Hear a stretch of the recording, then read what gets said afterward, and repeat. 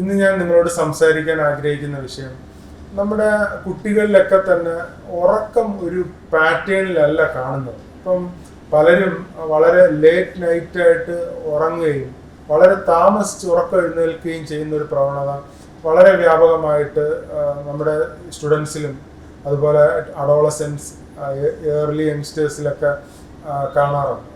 അപ്പോൾ അതൊരു ഹെൽത്തി ആയിട്ടുള്ള പ്രവണത അല്ല എന്നാണ് പൊതുവിൽ പലരും വിലയിരുത്തുന്നത്. അപ്പോൾ അത് നമ്മൾ വളരെ ക്രിട്ടിക്കലായിട്ട് അനലൈസ് ചെയ്യേണ്ടുന്ന ഒരു കാര്യമാണ്.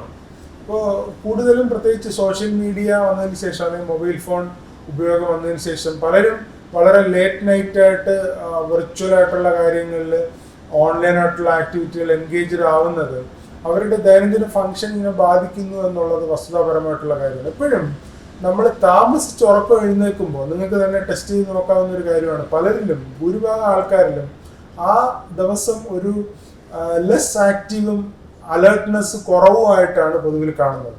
അപ്പം പ്രത്യേകിച്ച് പഠിക്കുന്ന കുട്ടികളെ സംബന്ധിച്ചിടത്തോളം അവർക്ക് അറ്റൻറ്റീവായിട്ട് പഠിക്കുന്നതിനും അല്ലെങ്കിൽ വളരെ ഫാസ്റ്റായിട്ട് റീകോൾ ചെയ്യുന്നതിനും എഫിഷ്യൻ്റായിട്ട് ഗ്രാസ്പ് ചെയ്യുന്നതിനും പ്രോസസ്സ് ചെയ്യുന്നതിനും റീപ്രൊഡ്യൂസ് ചെയ്യുന്നതിനൊക്കെ തന്നെ ഈ ഉറക്കത്തിലുള്ള പാറ്റേണിലുള്ള വേരിയേഷൻ അവരെ എഫിഷ്യൻസിയെ ബാധിക്കുമെന്നുള്ളത് വസ്തുതാപരമായിട്ടുള്ള കാര്യമാണ്. അപ്പോൾ വിദ്യാർത്ഥികളൊക്കെ തന്നെ പാരൻസ് നിർബന്ധിച്ച് മാറ്റിക്കുക എന്നുള്ളതിനേക്കാൾ ഉപരി നിങ്ങൾ ഓരോരുത്തരും തിരിച്ചറിയുക എന്നുള്ളതാണ്. എന്നിൽ നിന്ന് മാക്സിമം ബെസ്റ്റ് ആയിട്ടുള്ള ഒരു ഔട്ട്കം ഉണ്ടാകാൻ വേണ്ടിയിട്ട്, അല്ലെങ്കിൽ ഞാൻ ജീവിച്ചിരിക്കുന്നത് കൊണ്ട് മാക്സിമം ബെസ്റ്റ് ആയിട്ടുള്ള ഒരു മീനിങ്ങും സിഗ്നിഫിക്കൻസും ഈ ലോകത്ത് ഉണ്ടാക്കാൻ വേണ്ടിയിട്ട് ഞാൻ ശ്രമിക്കണമെങ്കിൽ, അല്ലെങ്കിൽ ഞാൻ ജീവിച്ചതിനൊരു മീനിങ് ഉണ്ടാക്കണമെങ്കിൽ തീർച്ചയായിട്ടും ആ ഒരു പാറ്റേൺ നിങ്ങൾ ഡെവലപ്പ് ചെയ്തെടുക്കേണ്ടത് അത്യാവശ്യമാണ്.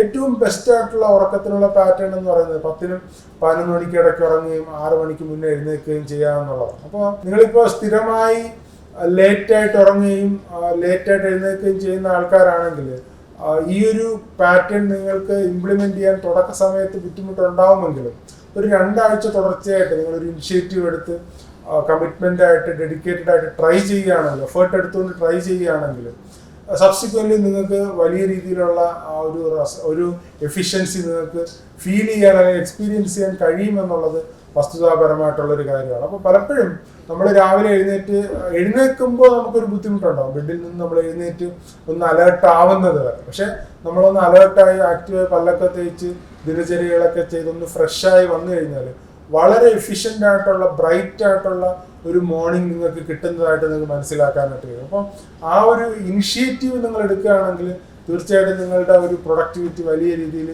കൂടുന്നതായിട്ട്, പ്രത്യേകിച്ച് വിദ്യാർത്ഥികളെ സംബന്ധിച്ചിടത്തോളം ആ ഒരു ദിനചര്യ വളരെ കാലത്ത് തന്നെ നിങ്ങൾ ശീലിക്കുകയാണെങ്കിൽ ജീവിതകാലം മുഴുവനും നിങ്ങളത് ഹെൽപ്പ് ചെയ്യും. നിങ്ങളുടെ ജീവിതം മൊത്തത്തിൽ അത് എഫിഷ്യൻ്റ് ആക്കി മാറ്റും, ഫങ്ഷനിങ് ആക്കി മാറ്റും എന്നുള്ളത് വസ്തുതാപരമായിട്ടുള്ള ഒരു കാര്യമാണ്. അപ്പോൾ ഈ ലേറ്റായിട്ട് ഉറങ്ങി ലേറ്റായിട്ട് എഴുന്നേൽക്കുന്ന ശീലം മാറി കുറെ കൂടെ ഹെൽത്തി ആയിട്ടുള്ള സ്ലീപ്പ് പാറ്റേൺ നിങ്ങൾ അഡോപ്റ്റ് ചെയ്യാൻ വേണ്ടിയിട്ട് ശ്രമിക്കുക എന്നുള്ളതാണ് എനിക്ക് നിങ്ങളോട് പറയാനുള്ളത്.